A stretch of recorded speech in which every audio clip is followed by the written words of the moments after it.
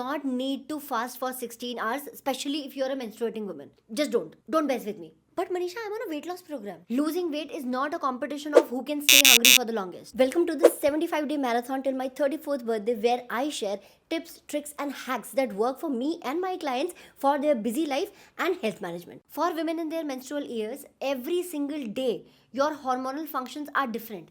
Every single day your hormonal balance is different. And your body is requiring a lot of calories to make that shit happen. And it's not even about the calories. It's about all the iron, calcium, protein, vitamins that you're supposed to consume so that all of your hormones function in a well harmonized manner. Do you think you can consume all of those nutrients just in a 4-hour or 6-hour eating window? Or even an 8-hour eating window? And then you complain, Manisha, I don't have the energy. Manisha, I feel a lot of pain in my periods. Manisha, I can't run behind my kids. Manisha, I keep fighting with my husband. भूखे पेट पे frustration नहीं होगी तो और क्या होगा?